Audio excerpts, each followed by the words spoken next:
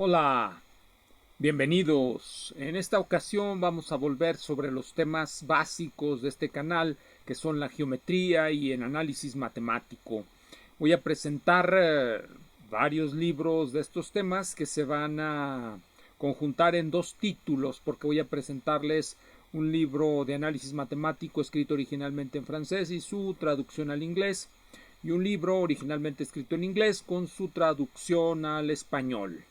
Este segundo libro es el de Barrett O'Neill, Geometría Diferencial Elemental, que es un libro muy recomendable. Se llama Geometría Diferencial Elemental y hay que distinguirlo de lo que es la geometría elemental, pero no de la geometría analítica. La geometría analítica es un prolegómeno, un requisito para poder ingresar a la geometría diferencial.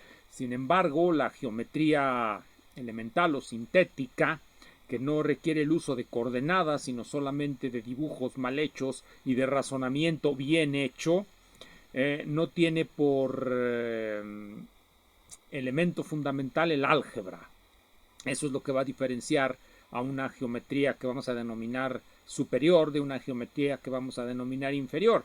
Esta inferioridad no es por su rigor lógico. De hecho, muchas de las reconstrucciones de las geometrías no euclídeas se hacen sin necesidad de coordenadas. El puro razonamiento y la figura mal hecha, como se dice que dijo Poincaré, la geometría es el razonamiento sobre figuras mal hechas. Me pueden corregir si me equivoco y si no fue Poincaré el que lo dijo. Se puede sustituir por el razonamiento algebraico. Entonces ya no haremos figuras mal hechas, sino que trataremos de razonar sobre ecuaciones algebraicas primero, ecuaciones diferenciales después. La geometría diferencial va a tener por objetivo reducir todos los problemas de la geometría a problemas del análisis. Entonces voy a comenzar por uno de esos textos que se los he recomendado en otras ocasiones, pero creo que no lo había puesto explícitamente, nada más lo había mencionado, la geometría diferencial de Barrett O'Neill. Esta es una traducción al español por la editorial Limusa. Limusa es de 1960 y el original es de 1966. Esta traducción es del 72, primera edición del 72. El de Barrett O'Neill, elementos, geometría diferencial elemental, se llama en el original inglés, y en español es elementos de geometría diferencial. Hay diferencia, por supuesto, no es exactamente lo mismo decir en inglés elementary differential geometry que traducir como elementos de geometría diferencial. Los elementos de la geometría diferencial pueden ser tan complicados como los elementos de Bourbaki. Ustedes recordarán aquel libro de Bourbaki, bueno, aquella sucesión de libros de el matemático ficticio Nicolas Bourbaki, que se titulaba precisamente Elementos de Matemáticas, y ese libro dista de ser un libro elemental. Elemental no lo es, pero sí es un libro que contiene los elementos de las matemáticas rigurosas, de acuerdo a cómo ellos concebían esa idea de rigor, los bourbakianos. Bueno, este de Barrett O'Neill tiene como una característica interesante que va a introducir desde el principio la idea de forma diferencial. Nos va a hablar del cálculo en el espacio euclídeo y luego va a generar ese cálculo a cualquier variedad a través de la idea de forma diferencial. De hecho, sí introduce la idea de variedad, me parece que sí lo traducen como variedad, dejen veo. Variedad sí, viene en la página 213, 216, así que no es tan elemental como el libro de, digamos, el de Struik, Dirk Struik, como se pronuncia, es holandés, así es que si lo pronuncio mal me pueden corregir. Dirk Struik.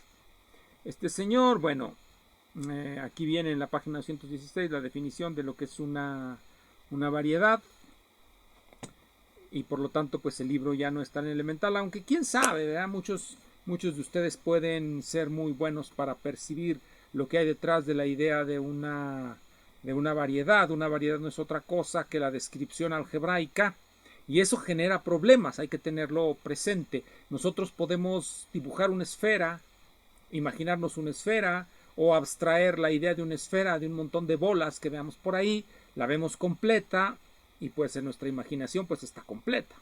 Sin embargo, cuando la queremos describir con ayuda de ecuaciones algebraicas, descubrimos que no hay una única ecuación algebraica que la describa, sino que se necesitan varias. Es decir, cuando pasamos de nuestra imaginación global, porque nuestra imaginación, en este caso las figuras finitas, podemos imaginarlas globalmente, o sea, todas, pero las figuras infinitas no las podemos imaginar. ¿Cómo nos imaginamos el espacio euclídeo? ¿Quién sabe? No podemos. ¿Cómo nos imaginamos el espacio hiperbólico? Bueno, pues tampoco nos lo imaginamos. Nos hacemos modelos de ellos, pero esos modelos finitos no son más que eso, modelos que dejan fuera ciertas cosas. De hecho, ustedes saben que una circunferencia tiene por curvatura el inverso de su radio. Y si hacemos que la circunferencia sea infinita, es decir, tenga radio infinito, pues nos topamos con que su curvatura se hace cero. Entonces, en el infinito una circunferencia es una recta. Y en esto es en lo que tienen razón los terraplanistas. Si nosotros nos consideramos chiquititos con respecto al radio de nuestro planeta Tierra, pues lo que vamos a ver es pura planitud. Bueno, esta es la versión en español. Acá tengo lo que les comentaba, la versión en inglés. Esta es la del 66, la otra, como les dije, es del 72. Esta es Elementary, aquí ven, Elementary Differential Geometry, geometría diferencial elemental, que es diferente de elementos. Creo que la traducción al español es más correcta que lo que dice en inglés, elementos de geometría diferencial. Podemos ver que es igual, contiene exactamente lo mismo. Dice aquí, este libro presupone un conocimiento razonable del cálculo elemental y del álgebra lineal. Siempre nos van a exigir eso y debemos ver las matemáticas como una estructura jerárquica, aunque quizá a muchos no les guste verlo. Si no dominamos a la manera del hábito las operaciones básicas de la aritmética, el álgebra se nos hará ininteligible. Y si no dominamos las operaciones básicas del álgebra de los números reales, todo lo demás se nos hará completamente ininteligible. Y debemos recordar que álgebra no es lo mismo que geometría. Son cosas completamente diferentes, aunque hay maneras de traducir una cosa a otra. Bien, esta es la versión en inglés, es práctica, pues es lo mismo, nada más que este está en inglés y el otro está en español. La característica básica de este libro, por supuesto, como les acabo de comentar ya hace rato, es la introducción de las formas diferenciales. Por eso ya no se puede considerar tan elemental. Uno puede leer este libro del principio al fin, que es como se leen este tipo de libros de texto. El libro de texto, si hacemos eso y tratamos de resolver todos los ejercicios, tendremos una idea más o menos clara de lo que es la geometría diferencial. Ahora, ¿por qué es importante resolver los ejercicios? Porque las matemáticas se aprenden de la misma manera como se aprenden y se llegan a dominar los deportes. Si nosotros no tenemos condición física, pues obviamente estaremos imposibilitados de hacer varias cosas. Por ejemplo, yo no podría recorrer corriendo 30 o 20 kilómetros, pero mucha gente sí puede hacerlo. Puedo lograrlo si me esfuerzo, por supuesto. De la misma manera, muchas cosas que vienen en estos libros no las vamos a comprender a menos que agarremos el lápiz y empecemos a hacer ejercicios. No podemos pasar a los siguientes niveles de abstracción si no dominamos los niveles básicos de abstracción. Bien, vamos ahora a otro libro prometido, que es un libro de análisis, un libro de análisis muy famoso, que está traducido al inglés, pero no me parece, no sé, no he visto nunca, pero me pueden corregir que no está traducido al español. Es este. Voy a enseñar los 3 tomos. Son 3 tomos bien gordos. Este es el primero. Este es el segundo. Y este es el tercero. Ahí están. Son los 3 tomos del curso de análisis de Gursá. Edward Gursá.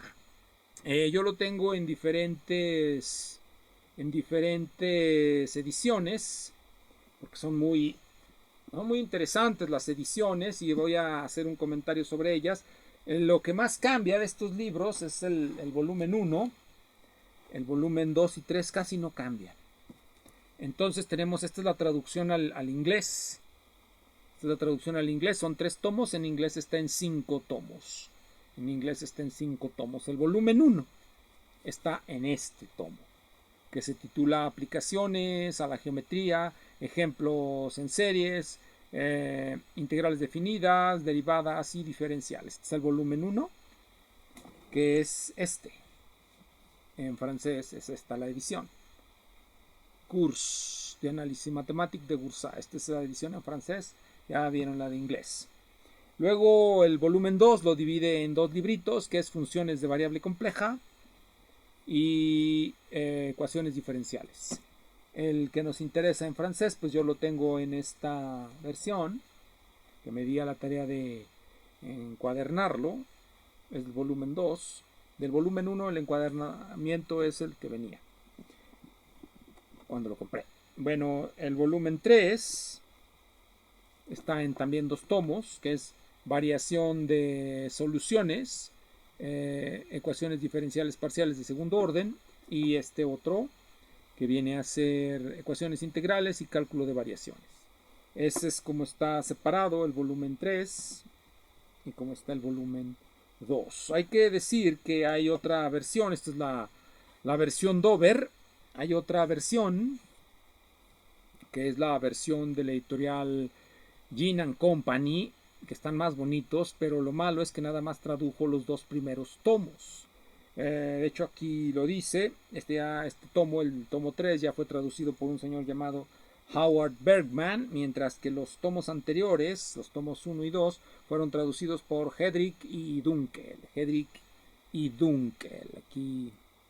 Aquí lo dice, de hecho ahí dice volumen 2, parte 2. Lo interesante de estos libros, lo más interesante que me resulta a mí, es que todos estos libros de autores franceses en sí mismos representan una historia de la matemática, porque fueron corregidos por sus autores hasta bien entrado el siglo XX. Originalmente aparece este tratado, me parece en 1897, pero tuvo sucesivas ediciones. Yo tengo aquí el volumen 1, es la quinta edición de 1933. Tengo el volumen 1, el curso de análisis matemático, la quinta edición de 1933, no sé si se alcanza a ver. Curso de análisis matemático, volumen 1, lo acerco más, volumen 1, quinta edición de 1933, editorial Gautier Villars. Aquí nos da otras obras de este autor, de estas obras que nos presenta. Tengo algunas más de Goursat que presentaré en otro momento. Sus ecuaciones diferenciales de segundo orden, ya no en este tomo, sino en otro. El problema de Pfaff, creo que ese ya se los presenté en alguna ocasión y no lo vieron. Y otro sobre el problema de Backlund, ese es un fascículo muy delgadito.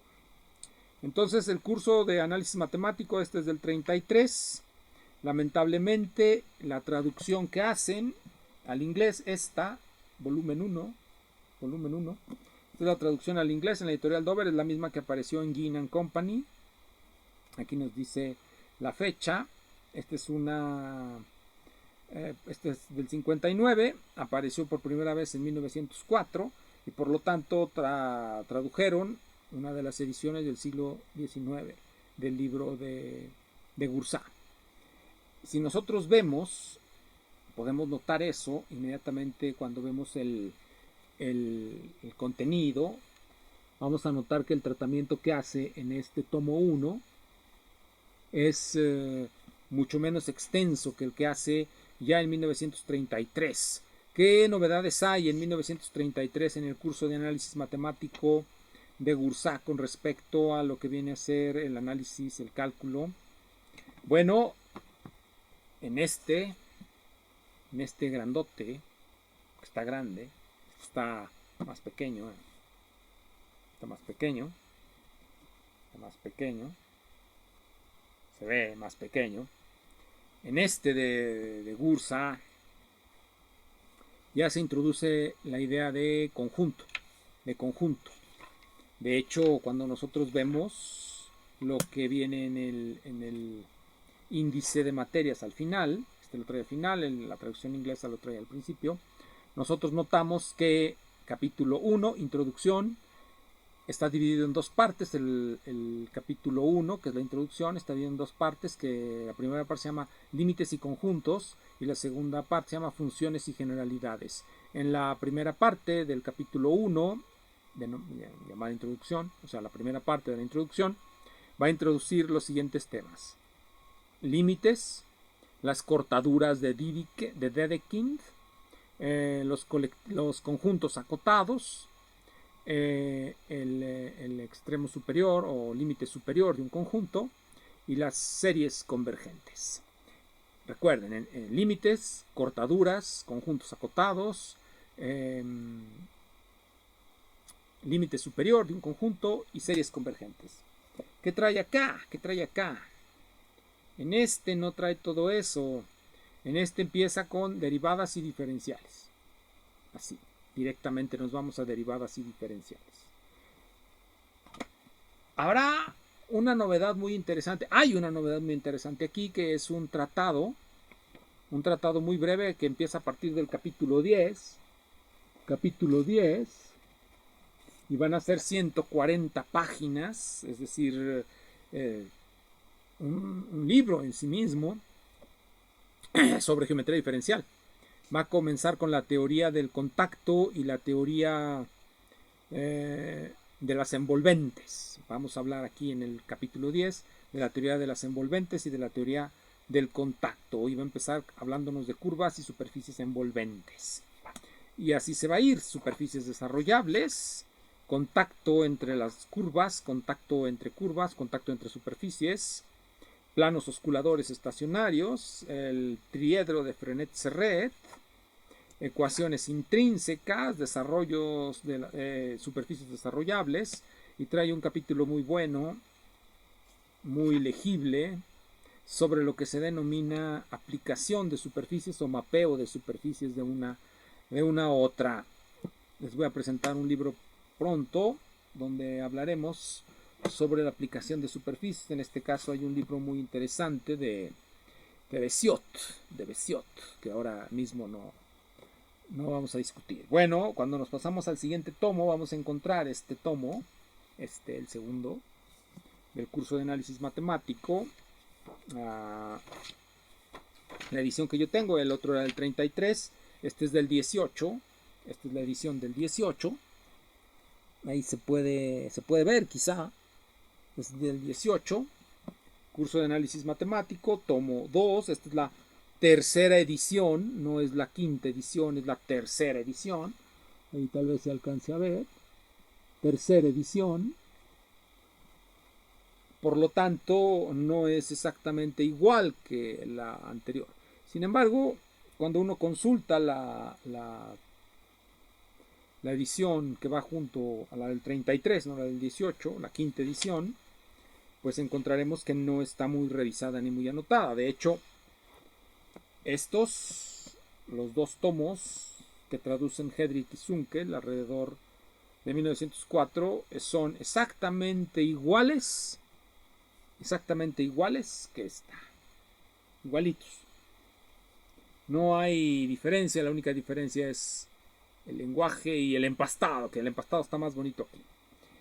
Lo interesante es que en los cursos de análisis matemático de aquellos tiempos, que eran enormes, ya les mostré alguna vez los de Camille Jordan, también 3 tomos, los de el de Hermann Laurent es de 7 tomos, el de Émile Picard, también son 3 tomos muy gruesos. Ahora estamos viendo el de Goursat, que son también largos tomos, muy amplios tomos. Aquí va a empezar, por supuesto, con la teoría de las funciones monógenas. En México hay un autor, Enzo Levi Lattes, que escribió un tratado sobre las matemáticas aplicadas y enseñaba en ese tratado las funciones monógenas. Ese es el título que lleva ese capítulo: funciones monógenas según Cauchy y según Riemann. Y aquí, por supuesto, va a empezar ahí con las funciones monógenas. Las funciones monógenas son las funciones que hoy día se nombran analíticas en los cursos de variable compleja. Funciones analíticas, o que tienen desarrollo de Laurent, o que tienen integrales cerradas nulas, o que se pueden representar con funciones armónicas, que son soluciones de la ecuación de Laplace en dos dimensiones. Esas son las funciones monógenas de una variable compleja, así se les llama hoy, funciones analíticas, antes se les decía monógenas. Hoy también se les llama funciones holomorfas, y a las funciones que no son monógenas también se les llama funciones meromorfas, las que tienen un montón de singularidades por aquí y por allá, es decir, aquellas cuyas integrales de Cauchy-Riemann, integrales de Cauchy no se anulan sobre ciertas regiones. Entonces aquí, si comparamos lo que nos va a decir de variable compleja en este volumen en francés, es exactamente lo mismo que encontramos en el que está en inglés. Así es que podemos omitir este y leer este, si es que nos gusta más leer el inglés. Hay algo que debemos de extrañar en el volumen 1, que es la presentación que hace de las funciones elípticas e hiperelípticas en ediciones anteriores. En el del 33 ya no aparecen esas funciones elípticas e hiperelípticas, de acuerdo con una directiva internacional de reducir el contenido de los cursos de análisis en un sentido clásico, para introducir, para que quede intervenida la matemática por la teoría de los conjuntos. Una directiva internacional, hasta parece que fuera una conspiración. No son conspiraciones, es simplemente que los autores empiezan a quedar cautivados por las ideas de Cantor, por el lenguaje de la teoría de conjuntos, que no se utilizaba antes. Hoy día se puede decir en retrospectiva es que se utilizaba de manera implícita. Bueno, se pueden decir muchas cosas. Bueno, eso es con respecto a la variable compleja. En el tomo también hay uno de ecuaciones diferenciales. Lo interesante es que la presentación que hace de las ecuaciones diferenciales no la sigue nadie ya hoy día. Prácticamente no hay un tratado de ecuaciones diferenciales que cubra lo que cubre este libro de Goursat. En particular porque nos va a hablar de dos puntos de vista fundamentales que surgen a fines del siglo XIX. El punto de vista de Sophus-Lee, las ecuaciones diferenciales. Sophus-Lee intenta hacer una analogía con la teoría de Galois. Bien conocido es eso, pero no lo logra. No hay un, como quien dice, un funtor entre una categoría y otra, por decirlo en ese lenguaje ridículo. Y también nos presenta el otro punto de vista, el punto de vista de Painlev, el punto de vista que les comenté cuando hablamos de las ecuaciones diferenciales en el plano complejo, el punto de vista de la singularidad, de rodearlas con una trayectoria y calcular el grupo de monodromía, así se llama el grupo de monodromía, que no es exactamente igual al grupo de simetría. Este es el grupo de monodromía.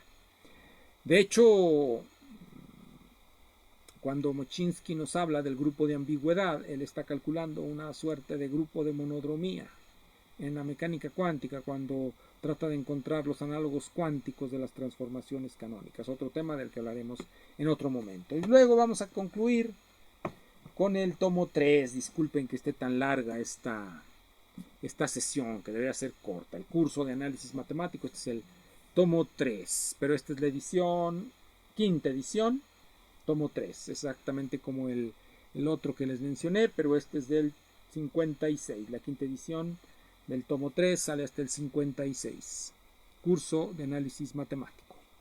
Esta edición va a contener las integrales, él le domina aquí integrales infinitamente próximas, ecuaciones en derivadas parciales de segundo orden, ecuaciones integrales y cálculo de variaciones. En la parte de atrás encontraremos una serie de libros muy interesantes, el de Paul Appel, el curso de matemáticas generales, el análisis matemático, ya en 2 tomos. Para el 56 les presenté una vez en un tomo el curso de análisis matemático.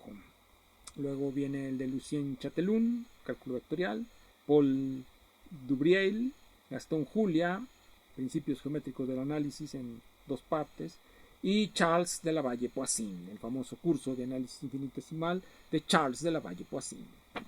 Bien, este es el curso de análisis, pues, el tomo 3, cálculo de variaciones. Insisto, no hay un curso de análisis hoy día que tenga esa riqueza de ejemplos, de aplicaciones, esa riqueza de usos útiles de las matemáticas y sobre todo del análisis. En inglés, pues como les dije ya, tenemos 2 tomos, parte 1 y parte 2. En este nos va a hablar del método de variación de soluciones, ecuaciones diferenciales parciales de orden 2, ecuaciones integrales y cálculo de variaciones. El cálculo de variaciones, pues es superior a cualquier presentación que encuentren en libros de métodos matemáticos de la física, donde parece ser que nos quieren acostumbrar a que el cálculo de variaciones se reduce a la primera variación y que ni siquiera inquirimos sobre si esa variación nos va a dar un máximo, nos va a dar un mínimo, qué tipo de óptimo obtenemos. No.